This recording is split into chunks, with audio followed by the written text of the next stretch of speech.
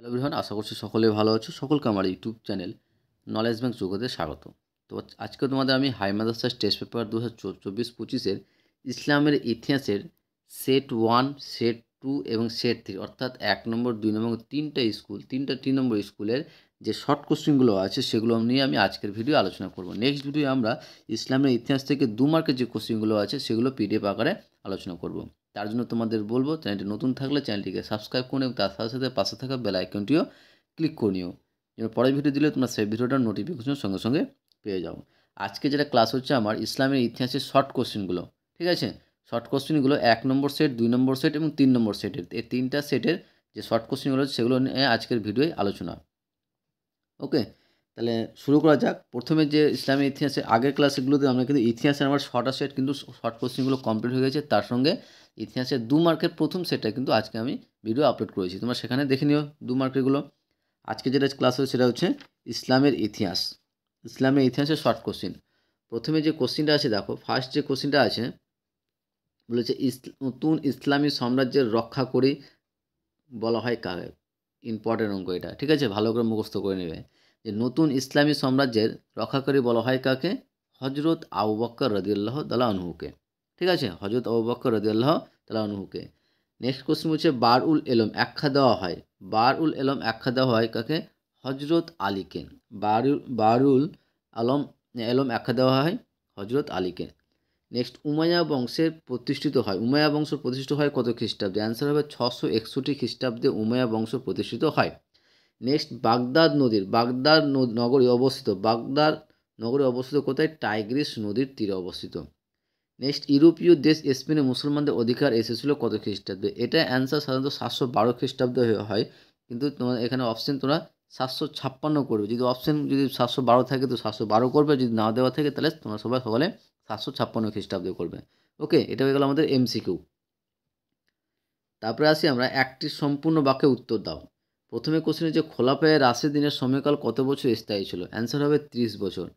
খোলাফায়ে রাশিদিনের সময়কাল কত বছর স্থায়ী ছিল? 30 বছর। নেক্সট হিজরি সন কার আমলে চালু হয়? অ্যান্সার হবে হজরত ওমর রাদিয়াল্লাহু তাআলা আনহুর আমলে।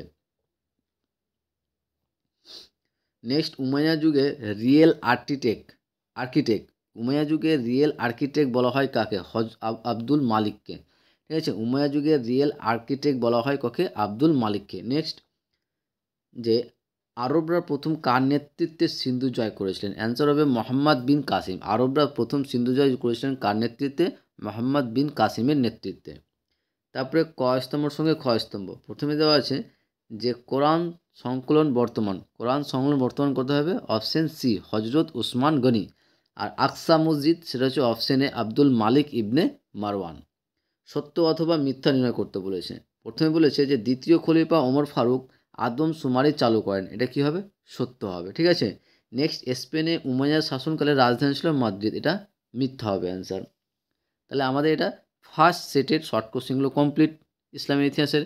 নেক্সট আমরা দ্বিতীয় সেট নিয়ে আলোচনা করব। আর দ্বিতীয় সেটের অ্যান্সারগুলো বলার আগে তোমাদের বলবো, চ্যানেল নতুন থাকলে চ্যানেলটিকে সাবস্ক্রাইব করে এবং তার সাথে সাথে পাশে থাকা বেল আইকনটা ক্লিক করে নিও, যেন পরের ভিডিও দিলে তোমরা সেই ভিডিওটার নোটিফিকেশন সঙ্গে সঙ্গে পেয়ে যাও।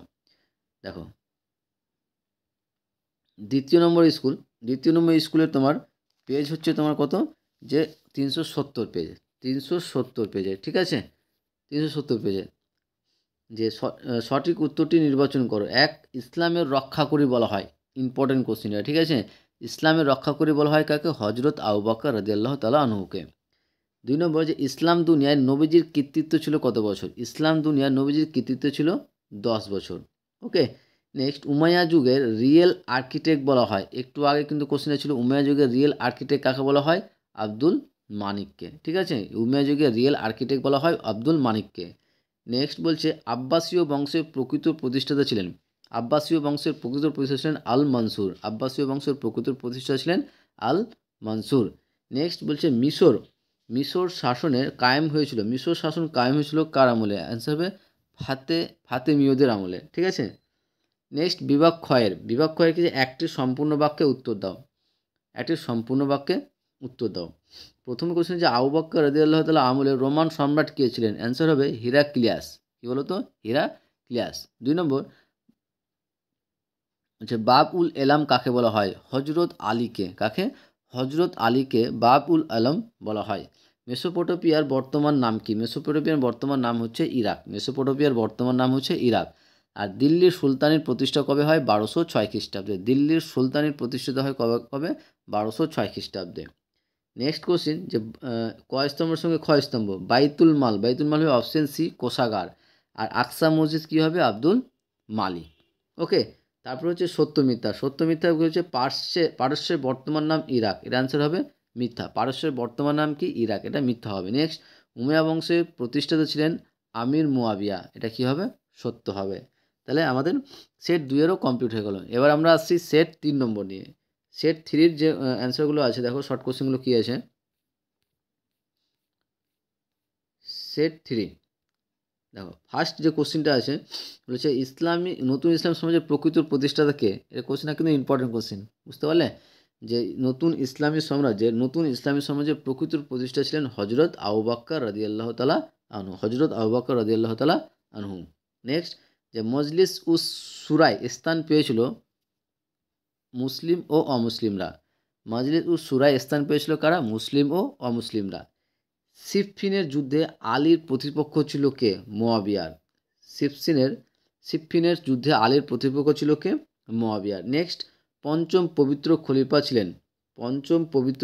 ছিলেন দ্বিতীয় ওমর। তারপর বলছে স্পেনের ত্রাণকর্তা বলা হয় তৃতীয় আব্দুর রহমানকে। ঠিক আছে, তারপরে আসি আমরা একটি সম্পূর্ণ বাক্যে উত্তর দাও। ঠিক আছে, সম্পূর্ণ বাক্যে উত্তর। প্রথমে যে কোশ্চেন হচ্ছে সিদ্দিক কাকে বলা হয়? সিদ্দিক বলা হয় হজরত আবু বকর রাদিয়াল্লাহু তাআলা আনহুকে। কী বলা হয়? সিদ্দিক বলা হয়। 2 নম্বর, কে বাগদাদ নগরীর প্রতিষ্ঠা করেন? অ্যান্সার হবে আল মনসুর। বা কে বাগদাদ নগরীর প্রতিষ্ঠা করেন? সেটা হবে আল মনসুর। নেক্সট বলেছে যিশু কোথায় জন্মগ্রহণ করেন? যিশু জন্মগ্রহণ করেন জেরুজালেমে। ঠিক আছে, যিশু জন্মগ্রহণ করেন জেরুজালেমে। জাকাত কি? ঠিক আছে, সে জাকাতের সংজ্ঞাটা আমি নিচে লিখেছি।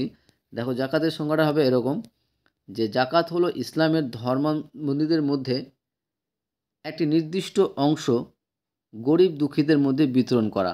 জাকাত ইসলামের 5টি প্রধান স্তম্ভের মধ্যে একটি অন্যতম। তোমরা এটাও বলতে পারো শুধুমাত্র যে জাকাত হচ্ছে ইসলামের 5টি স্তম্ভের মধ্যে একটি। এর অ্যান্সার বললে হবে কিন্তু। ঠিক আছে, সাধারণত জাকাত হচ্ছে যারা গরিব তাদেরকে তাদের নির্দিষ্ট ইনকামের নির্দিষ্ট একটা অংশ শেয়ার করা, বিতরণ করা, এটা হচ্ছে কী বলতো? জাকাত। আশা করছি বুঝতে পেরেছো। তারপরে আসি আমরা ক স্তম্ভের সঙ্গে খ স্তম্ভ। দেখো, আয়েশা রাদিয়াল্লাহু তাআলা আনহু কী হবে? অ্যান্সার অপশন সি, নবীজির স্ত্রী। আকসা মসজিদ কি? অপশন কী হবে? জেরুজালেমে অবস্থিত। ঠিক আছে, সত্য মিথ্যা বলছে কোরআন সংকলন করেন হজরত ওসমান রাদিয়াল্লাহু তাআলা আনহু, এটা কী হবে? সত্য হবে। নেক্সট, হজরত মুহাম্মদ সাল্লাল্লাহু আলাইহি ওয়াসাল্লামের নির্দেশাবলীকে তাফসির বলা হয়, এটা কী হবে? মিথ্যা হবে। ঠিক আছে, এটা অ্যান্সার কী হবে? মিথ্যা হবে। তাহলে আমাদের ইসলামের ইতিহাসের 1 নম্বর, 2 নম্বর এবং 3 নম্বরের 3টা সেট কিন্তু কমপ্লিট হয়ে গেল শর্ট কোশ্চেনগুলো। ঠিক আছে, আশা করছি তোমাদের ভিডিও ভালো লেগেছে। ওকে, থ্যাংক ইউ ভিডিওটা দেখার জন্য।